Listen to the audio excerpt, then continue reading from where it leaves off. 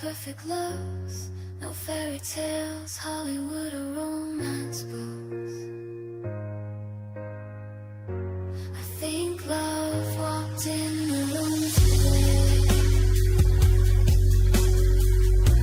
I think it finally came my way. I know I couldn't walk away. I finally know what I would say. This is love, I hope you'll stay. This is love, I need you to stay. Please don't ever walk away. Please don't ever walk away.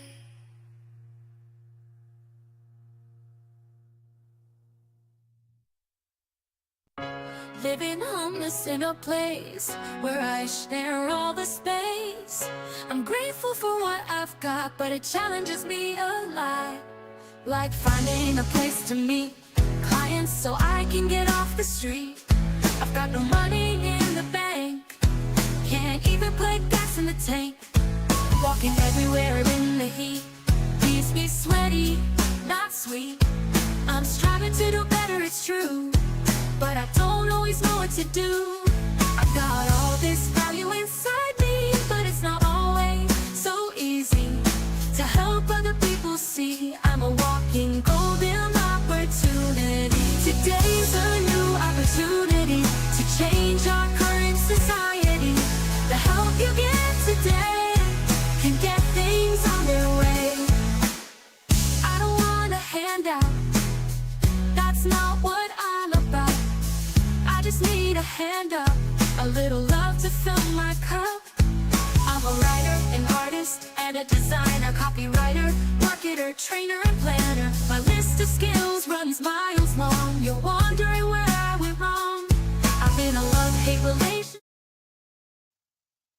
All right, so we're about to If love walked real meat of things.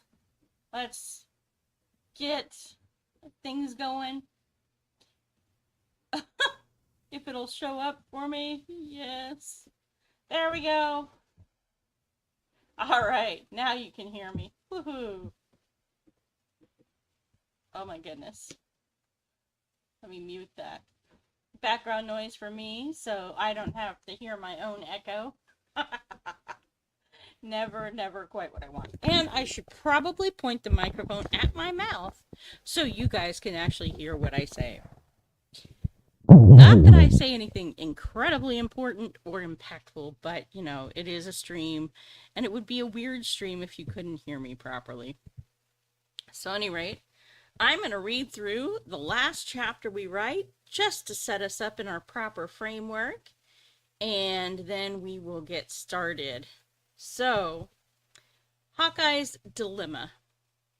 Hey, Mining Guitar Society, or Mini Guitar Society Mining. Wow, that's special. Good to see you. And I will say that I did receive a comment on a flaw in this chapter, which I will address later on. So, keep your pants on, I'm coming, Hawkeye hollered from the back room. The pounding on the door sounded like someone who meant business. He'd been expecting a delivery all day and didn't want to miss it. He yanked open the door and found 5 large men standing on his porch. Their faces weren't familiar to him, and the hair on the back of his neck began to rise. He started to shut the door, and one of them put out an arm to block him before they stepped into the room. He backed up and turned his head to look for something, anything he could use to protect himself. His gun was in the wall safe in his bedroom, too far for him to reach, and it would take too long to get it out. He needed to find a bottleneck, something that would allow him to control how many of the men could come at him. If he could control their access points, he could take them down one at a time until they were all subdued. 2 men forced the rest of the way into the room, piling their weight onto the door until it was too much for him to fight against. He wasn't sure where the other 3 went. He didn't have time to consider it either. He was too busy handling the men in the front room. One of them took a swing at him and ducked. He ducked, throwing his shoulder into that man's side in order to try and move him in the direction of his partner, hoping to knock the 2 of them off their feet at the very least. It'd been a long time since his days in the Navy, when brawls like this took place almost every weekend during shore leave.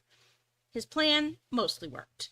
The taller of the two men was caught off guard by the shoulder to the middle and staggered back into the shorter of his companions, but they didn't fall to the ground as he'd hoped. They pivoted slightly, recaught their balance, and grabbed hold of him, one on each side. That's when he heard the sound of wood splintering, glass shattering, and a frightened yowl from Fireball. He tried to look, but the men in the front room had him pinned down. The three came up from the back, and before he knew it, he was tied up and a bag was tossed over his head. He had no idea who these guys were, what they wanted, or why they'd picked a fight with him. Damn, hope Fireball's okay, he thought as they drug him out the back. He could feel the cool air on his face as they carried him off. They ran into a bit of broken glass from the back door as they drug him out. He could feel the blood start to drip from his arm on the way to wherever they were going. The sound of a door sliding open, and then he felt cold metal on his skin before the door slid closed and locked. What the heck is going on, he wondered.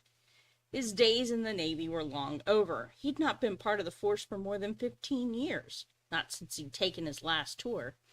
He'd come home with PTSD so bad he wound up on the streets for a while, and it was only in the last year he'd gotten into a home of his own.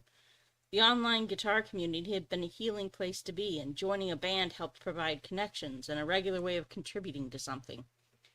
He couldn't imagine that he'd gotten anyone pissed off enough to warrant this, but he also couldn't imagine that this was connected to his time in the Navy. It just seemed so random.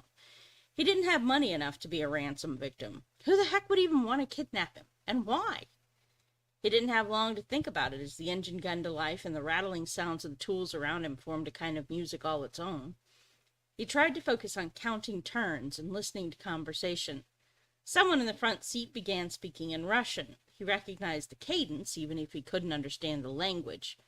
A strangely familiar voice answered back, also in Russian. It was too weird. Where had he heard that voice before? He couldn't quite place it. It seemed more and more like this had to be connected to his days in the Navy, but what did they want with a broken-down sailor who'd not seen action in more than 15 years? He wished he could ask, but they'd shoved a gag in his mouth before they threw him what he assumed must be a van. Maybe this was a case of mistaken identity. Maybe they meant to grab someone else and he just happened to be in the wrong place. That would, honestly, make more sense, he thought, but he stayed quiet and kept listening, hoping he might find them giving him some kind of clue as to everything going on. But they were all speaking in Russian, and he didn't understand a lick of it. So instead, he thought about the stream tonight. Would Mortus and the rest of the guitar community notice he was gone? Would they investigate? It was his best hope for getting help. He didn't know too many other people in town aside from his bandmates, and given that he and one of his bandmates recently got into a heated fight over a song that just wasn't coming together, he wasn't sure they would miss him either. His temper sometimes burned bridges for him before his brain could catch up, and he always found apologizing tough to do after the fact. Some people wouldn't accept his apologies anyway. He'd heard rumors that Mortus wasn't happy with him. Maybe he wouldn't care that he wasn't in his stream. Maybe nobody would miss him if he didn't show up. Fireball would, that's for sure. He hoped they hadn't hurt his cat. She was pretty much the only being in his life who was always there for him. Granted, it helped that he'd made her an indoor cat, so she didn't have a lot of options, but still. He could count on her purrs and warmth to cheer him up when he got into the blackest of moods. He wasn't sure what he'd do if something happened to her. He wished, not for the first time, that he'd developed more friends.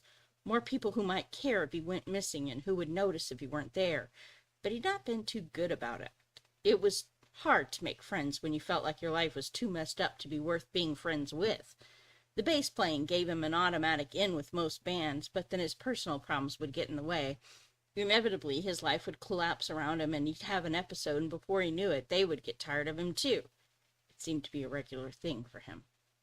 And that's where we left Hawkeye.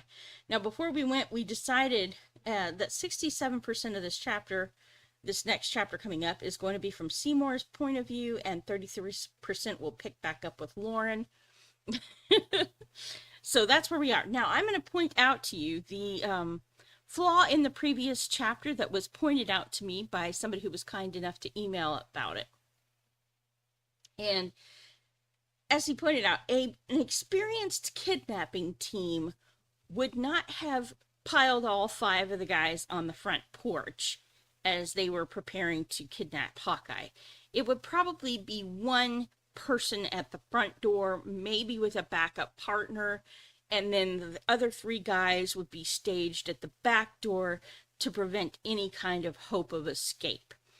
And so that is something we can consider fixing in this episode. So we'll go ahead and start a poll. Do we fix our plot problem today? Or save it for later?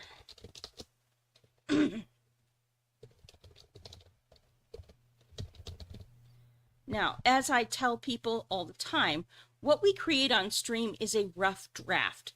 And when you're working with a rough draft, what you're really doing is getting to the heart of what is the story actually about. What is the heart of it? What matters? What's the real priority? And that often doesn't emerge until you're done or close to done with the story. So sometimes editing can be fruitless. It can actually stop your progress because you're too busy worrying about fixing the present moment to let it flow out of you. My usual strategy is to write and then correct later. So, but I know that bothers some people.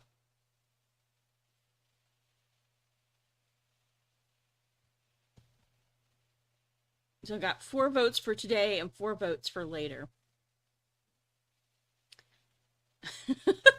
And for the sake of some person's sanity, we'll go ahead and fix the problem today. And we'll see how the fight comes out because we decided to fix it before we move on. Hey, Cal! Yes, details bother you until you fix it. Hey, Timmy! Details, like, I've been writing stories, novel-length stories, since 2004. That is when I first finished my very first novel. And it was during NaNoWriMo that year. And, funny story, it was shortly after me coming back to the church the very first time. And at that point in my life, I didn't have a problem with piracy. I was very big on piracy. In fact, almost everything on my computer at that point in time was pirated in one way or another, including Microsoft Windows and Microsoft Office. And so at one point in time, God and I were having a chat, and I was in Walmart, and God said, you know, do you think you have a problem with picking something up and shoplifting from here? And I was horrified. I was like, of course I'm not going to shoplift from Walmart. You know, and he's like, oh, really? Okay, so explain to me how that's different from pirating. Ouch. Point made. So I went home that day, and I gritted my teeth, and I went to Ubi, who was at that point in time an atheist, and not a believer in God. And I told him, okay, I need you to strip Windows off of my system and put Linux on it. And help me install find an alternative to Microsoft Office that'll work with Linux. And we got into a big to-do about this. And he didn't want to do it because he felt like it was implicating him, and he didn't like my reasoning. But he finally broke down and helped me install Linux. And one of the things he tried to use to dissuade me from removing it was, you do realize the Sim doesn't have a Linux port. And I knew that. And you have to understand that I was such a Sims addict that I had nearly flunked English. Okay, I'm a writer. English was my best subject. I nearly flunked it, not because I couldn't do the work, but because I was so busy playing The Sims that I ended up finishing my essay late, and I had to beg permission to turn it in.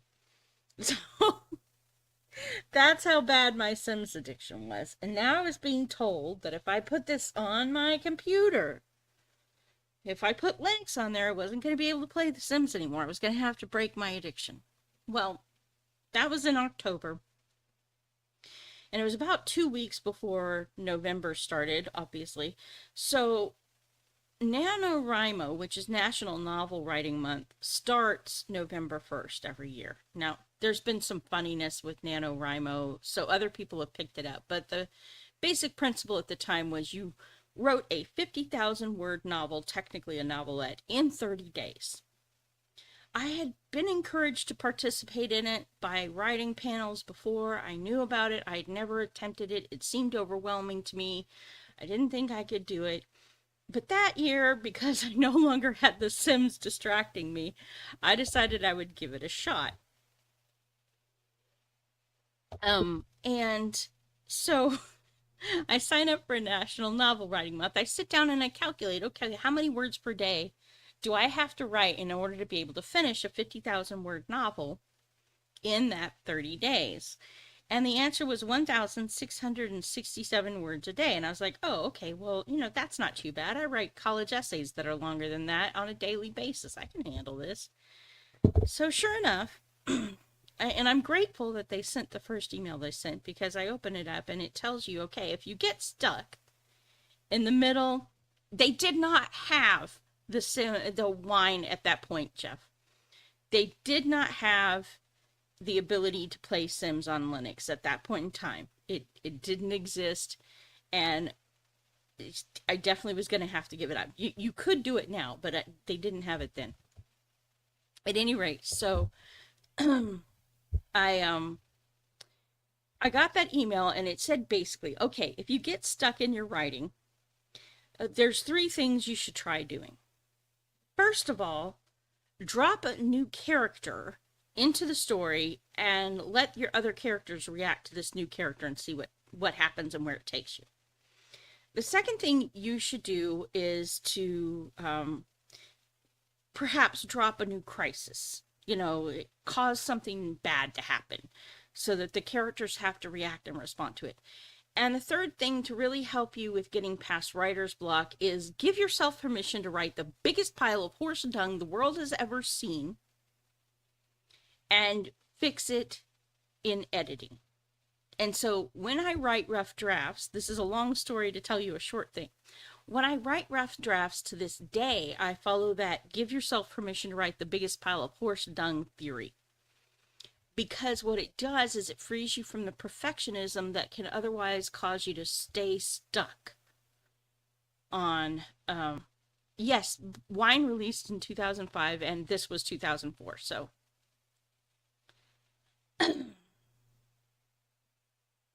Yeah. So, nope. You could not port to Wine at that point in my life. Yes, this was 25 years ago, love. Very long time.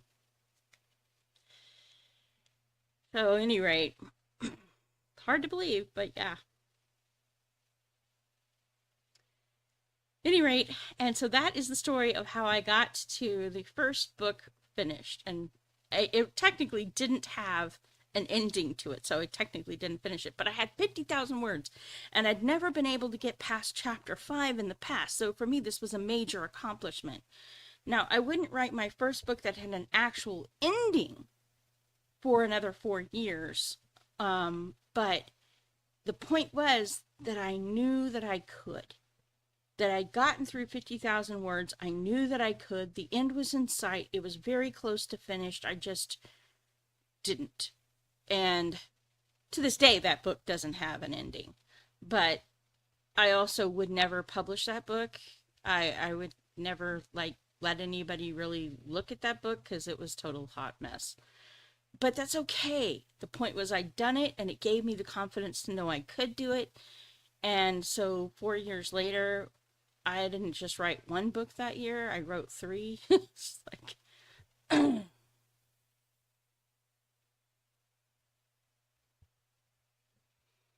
Yeah, well, any rate, point being, Jeff, that if I hadn't had to take a break from The Sims, see, one of the reasons I was addicted to The Sims at the time was that I wanted a dream life. I wanted to be a national best-selling author who made her living off of her writing. I wanted a huge family, and I was infertile and largely infertile. I mean, I had 1 son, but I'd never again been able to conceive. I wanted to be wealthy. I wanted to own my own home. And I didn't see myself being able to do any of that But in The Sims, I could do all of that. All of that could be mine, at least virtually. And yeah, you know what, Cal? It's not you. You have the misfortune of having been born with XY chromosomes. And right now, the publishing industry is largely run by women with literature degrees and no business savvy. So you are actually poised to do very well right now in the self-publishing industry, just so you know. Men are hungry for fiction that appeals to them, the kind of fiction they want to read, and the self-publishing industry for guys is absolutely going bonkers. KDP, other platforms where self-published work by men is just taking off and doing astronomically well. But your traditional publishers, because of who they're run by, largely liberal females with literature degrees from liberal universities who have no business savvy, is tanking. They're producing a bunch of romantasy that is nothing more than glorified porn in written form rather than visual. And so the publishing industry as a whole is not doing well, but the self-publishing industry is going bananas. Just to say that this is an excellent time, if you're a guy and you're a writer, to get your stuff together and get out there. Don't let the big five publishers dictate the terms and conditions by which you operate. You've got more to offer than you realize. So, all right, that is a long story, and we've actually taken up quite a bit of chat with it. I do apologize, but I don't just run this stream for the fun of writing. I do for the fun of writing, but I also want you guys to see how it's possible. Yeah, you're not going to find the really interesting stuff in a brick and mortar anymore. It's sad to say that the publishing industry is suffering from the same problem that Hollywood is suffering from. And it's that writers no longer seem to know, and publishers as well, no longer seem to know what makes a hero heroic and what makes a villain villainous, right? They've detached themselves from the idea that there are really heroes and villains. And the problem with that when you're writing is that if there are no clear-cut heroes and there are no clear-cut villains, then the audience is left with no clear person to cheer for, to root for, to want to succeed. Hey, Snug, good to see you. The audience is left absolutely baffled. There's just two jerks that are set to opposing obstacles. Why should they vote for either one if there's nobody who's clearly heroic? Right? If there's nobody who is an idealized version of them at their best, then they don't have a clear reason to jump into the story and root for one character over another. So that's why heroes and villains actually matter. It's because in order for somebody to really get into and embed themselves in a story, it needs to do several things for them. It needs to paint them a picture of them where they are, maybe even a little worse, so they feel a little bit better about where they are in life. Like, let's take Harry Potter, right? It's Harry, he's living in a cupboard under the stairs. He's absolutely disregarded by everyone in life, valued by no one, appreciated by no one, seen as a burden.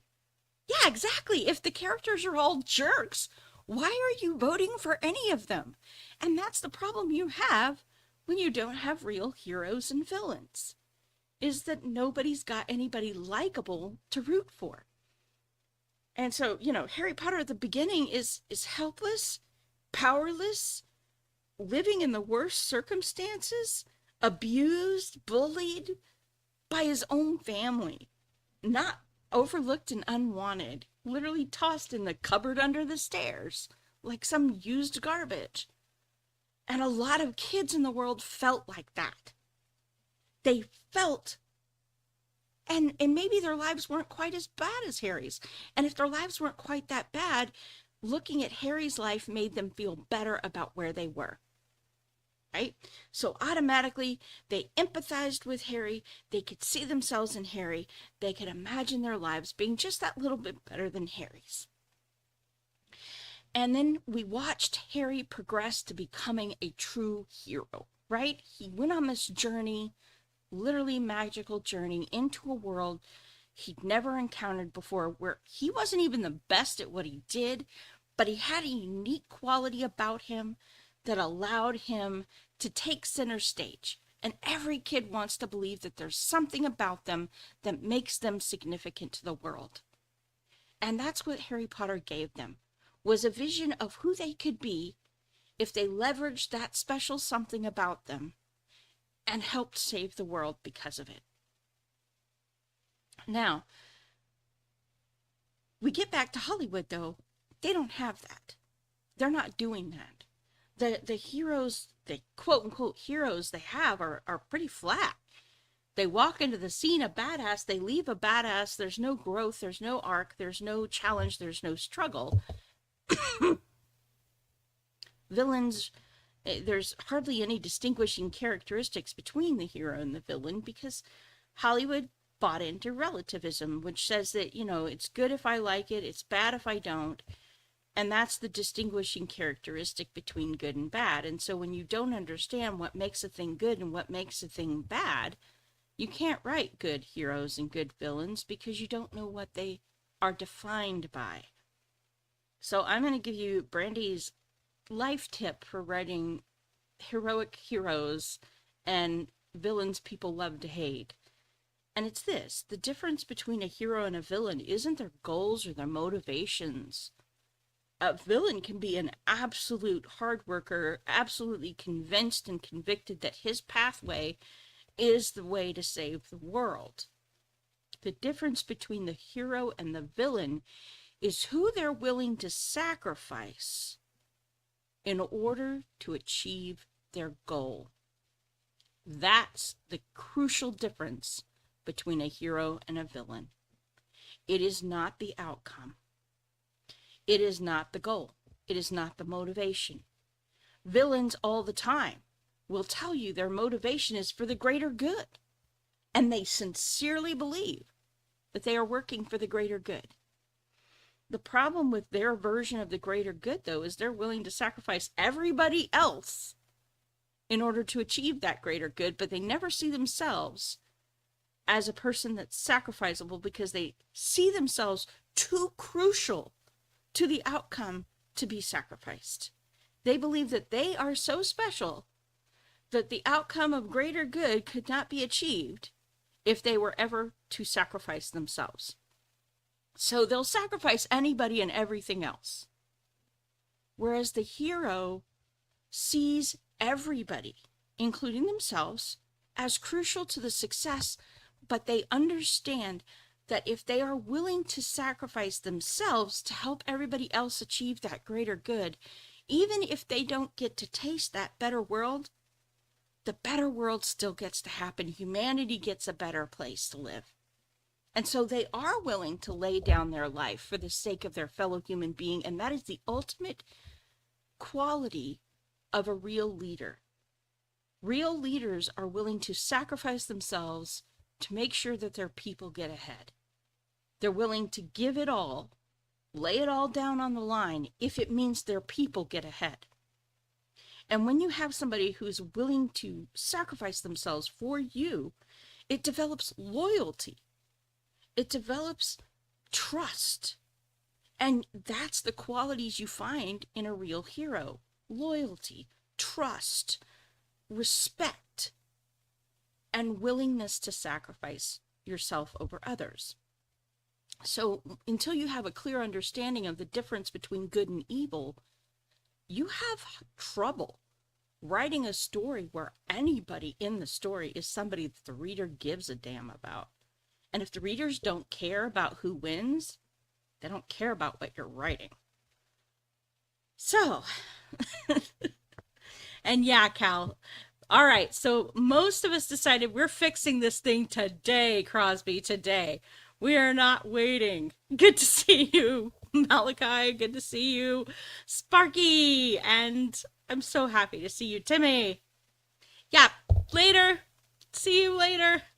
Good that you came. So let's get into fixing this now that I have spent so much of the stream talking about writing and tidbits. Let's actually do it. So we have a situation where a professional kidnapping team would not put all 5 men who are sent to kidnap him on the front porch.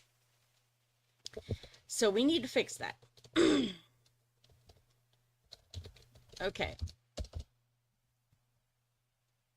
First of all, he would be most likely one very large man in a nondescript brown uniform standing on his porch. The man towered over him, and Hawkeye was not a small man.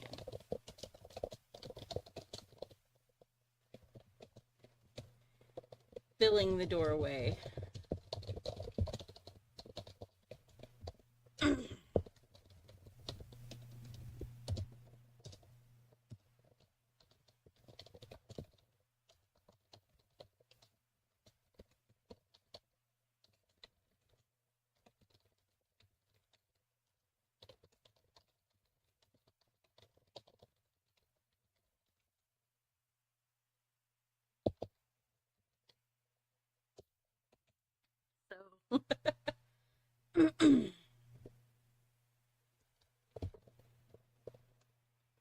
So let's see.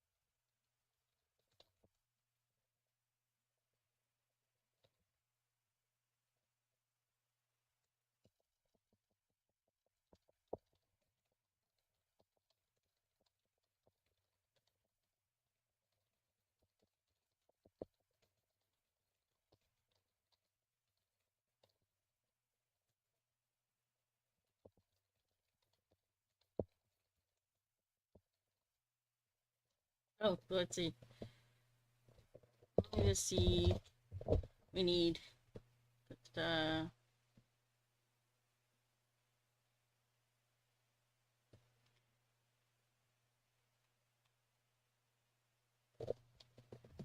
or copy this.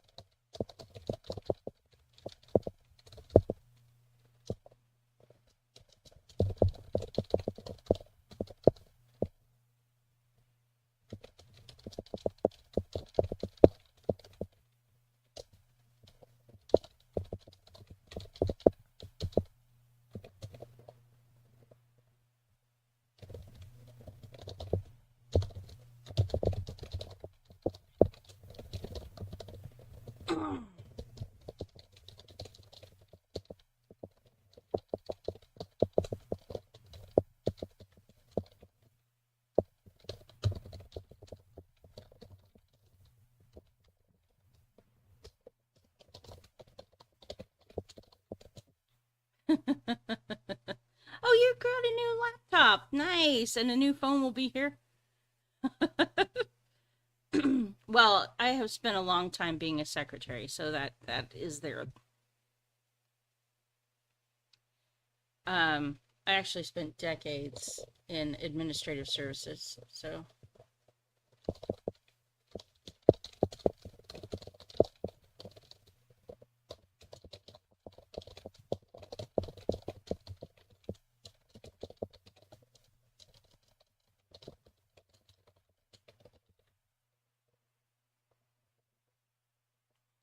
yeah, the corrections often take longer than the chapters do to write.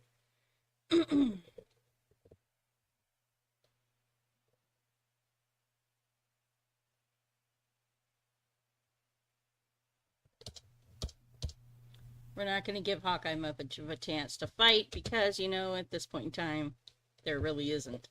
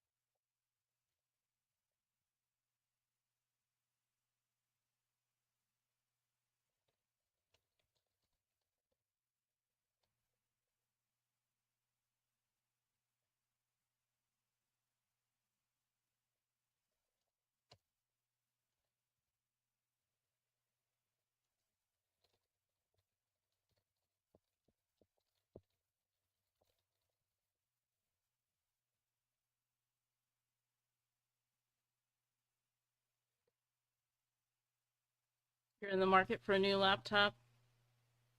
Actually, yes. Sparky, Ubi can source you a laptop, a pretty decent one for about 500. He can point you in the right direction. We usually get ours off Amazon. Let's make sure we haven't chopped too much of the chapter out. No, no, we've got the. I usually like to have my chapters be about 3 pages long, so we fixed it.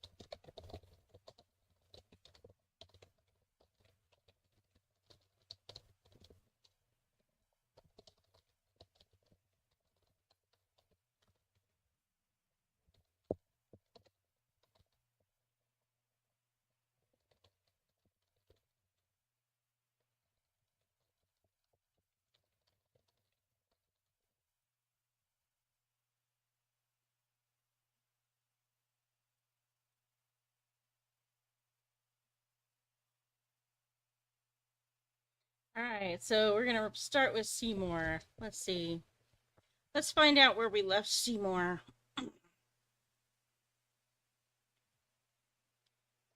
All right, Seymour was looking at his tack. Last time we had Seymour in the book, $12,500. How am I supposed to come up with $12,500? Seymour stared at the IRS letter sitting on his table. I can't come up with the extra $125 needed to pay my electric bill right now, let alone another $12,500 for the IRS. He sighed in discouragement before heading back over to his computer to chat in Discord and noticed that Mortus, the mad musician, was doing an impromptu live stream. Curious and looking for a way to forget about the problems of the moment, he clicked into chat and tuned into Mortus's stream. What the heck is he doing all the way in Mammoth Caves? That's half the country away from him, Seymour said to the empty apartment. What is he talking about? A scavenger hunt? Heck of a giveaway. He grabbed a pen and wrote down all the items Mortus mentioned during a broadcast. That's all Hawkeye's stuff. What's going on here? He reached for his cell phone. Hey, Lauren, are you seeing this? He texted her. Yeah, what's going on? She asked. This is weird. I'm going to call Hawkeye.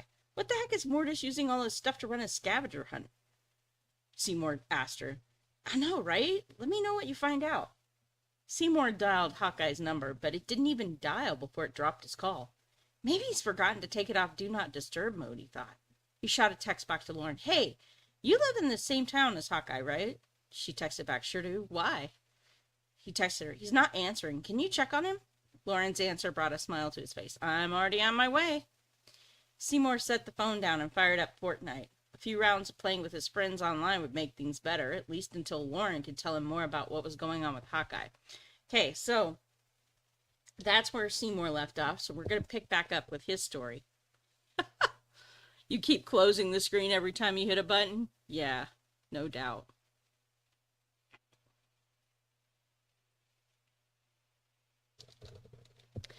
I understand that. I am not as technologically challenged as a lot of people are, mostly because I've been around Ubi and I've done tech support. In fact, I spent 9 months as working tech support for Dell laptops back when Windows ME came out, just a few years ago. If that tells you anything about my history.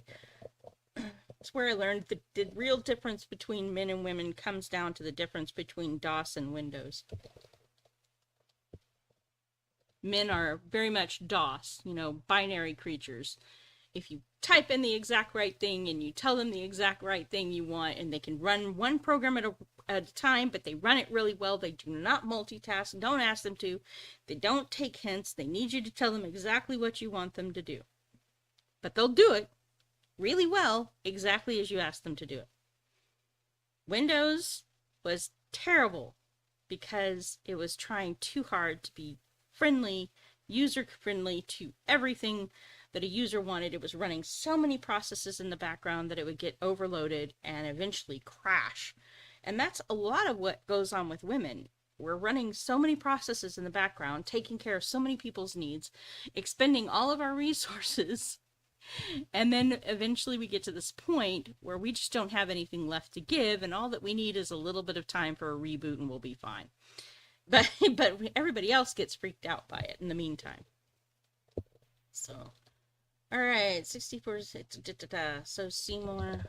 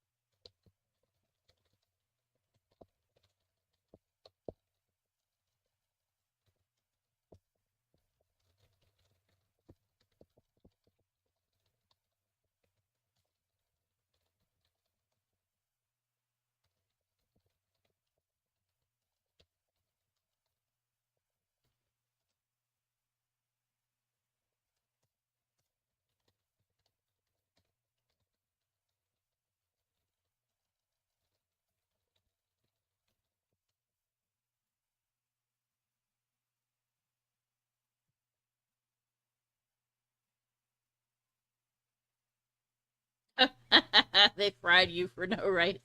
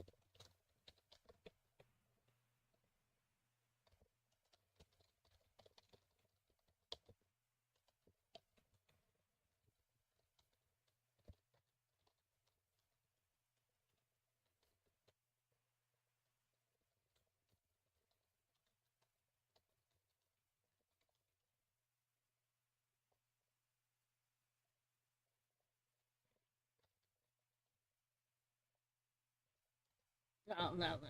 Okay.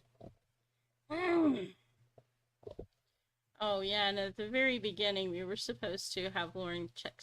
There's so many plot holes right now.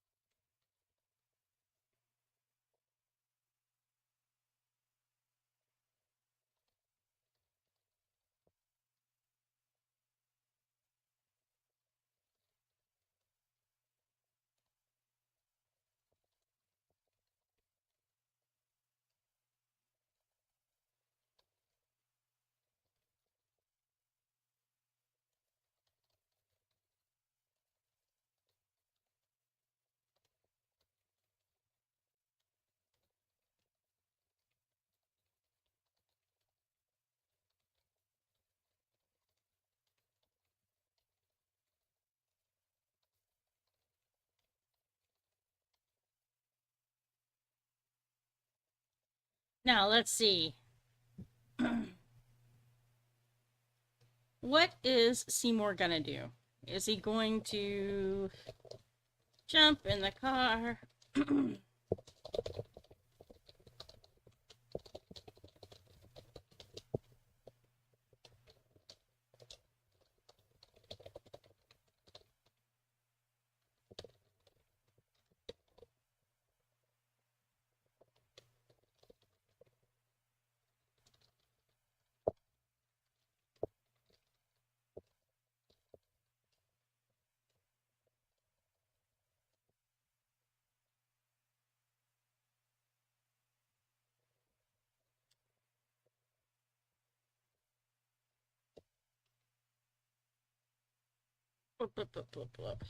We'll just put those. Okay. Um.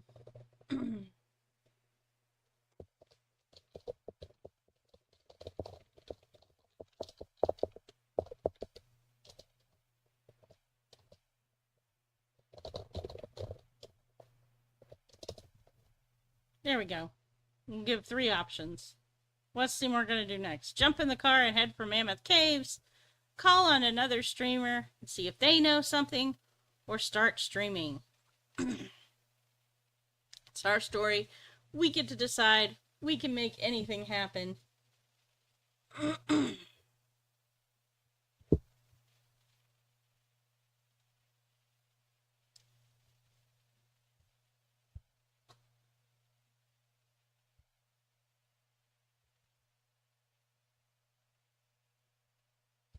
So far, the votes are going for jump in the car from Mammoth Caves.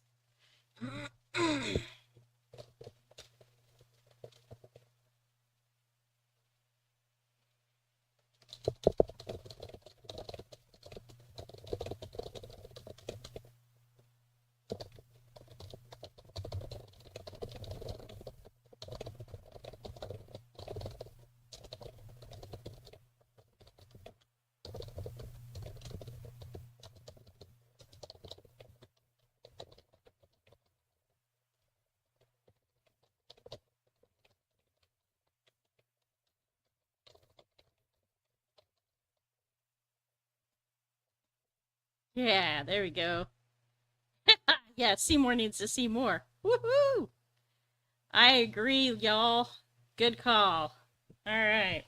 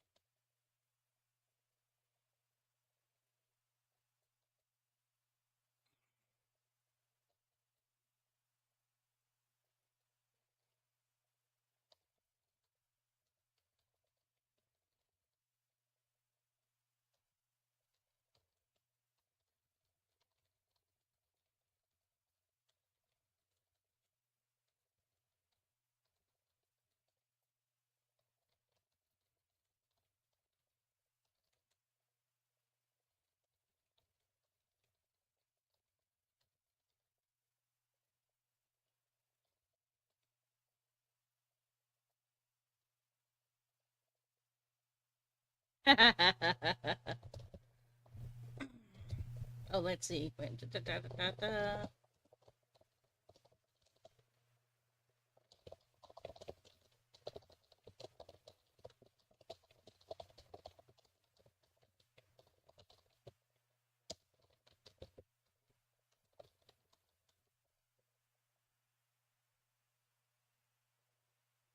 That's a good addition. He's gonna go ahead and let her know where he's going.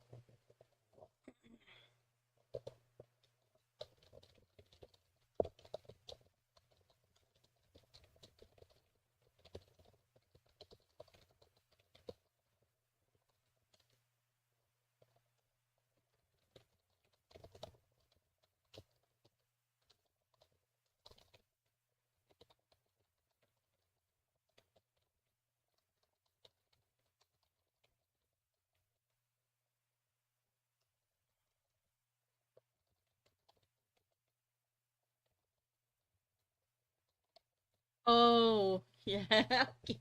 I don't think drinking and driving are quite the good idea. But we can have him fill up a flask.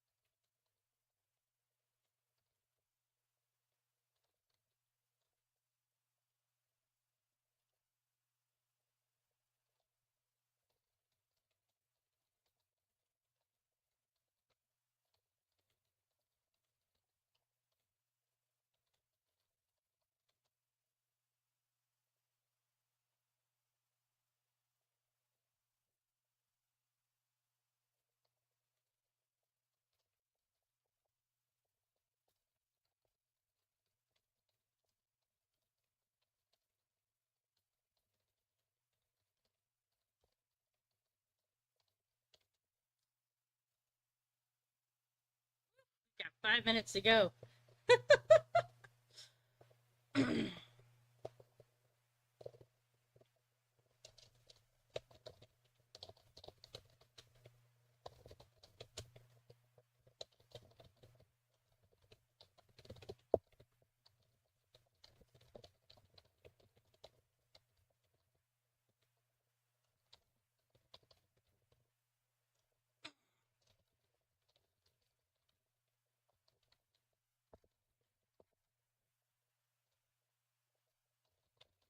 There we go.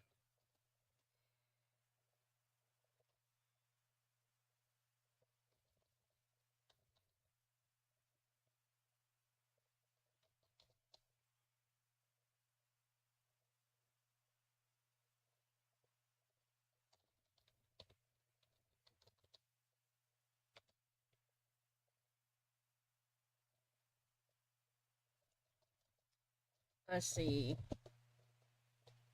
Alright. Yeah, I'll go ahead and read what we've written so far, just so you guys have a chance to. Seymour's team lost their first two rounds. A sniper took them out, and he swore like a sailor before his phone buzzed again with a message. Waiting on the police. Big trouble, Lauren texted. No sign of Hawkeye. That grabbed Seymour's full attention. He exited the game after giving his teammates a quick goodbye. What kind of trouble? Back door smashed in. Blood on the pavement was her response. Seymour immediately thought of Mortus's bizarre scavenger hunt earlier. Was he somehow in on this? Was he trying to send the community a signal? I'm going to call Mortus. I wonder what he knows, Seymour texted her. Good idea was all Lauren responded. I'll let you know what I find out when the police arrive. Seymour hit the button for Mortus. The phone rang but went straight to voicemail. Not a good sign. He tried again. No response. This was not looking good. He sent a text. Maybe Mortus just forgot to turn his phone back on. At least he hoped that was what it was. Still, it didn't sit right with him. He decided there was only one real way to find out for sure. Head to Mammoth Caves. The park was about an hour's drive from his house if you went the speed limit, but speed limits were for suckers as far as Seymour was concerned. I'm headed to Mammoth Caves, he texted Lauren before leaving the house. It took him less than 10 minutes to get on the road. He filled up a flask of whiskey and tucked it into his go bag. You never knew when it might come in handy, and maybe Hawkeye would appreciate when they located him. At 80 miles an hour, he could expect to be there in 40 minutes. He popped his cell phone into its holder and put on his playlist, jamming out to tunes to take his mind off the problems. Hang in there, Hawkeye. We're gonna get this figured out, buddy. In spite of Hawkeye's somewhat taciturn nature, the community loved the man. He supported their streams and showed up for them in a lot of different ways. Not to mention that his skills with the bass guitar were the envy of many. What kind of trouble had Hawkeye gotten himself into, he wondered. He hoped it wasn't too serious. But Lauren's mention of blood on the pavement sounded ominous, and Mortus's weird scavenger hunt of objects belonging to Hawkeye made things seem even worse.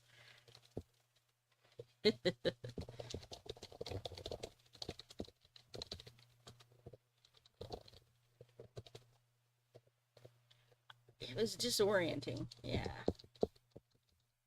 Tempting to think of real crises coming to their community.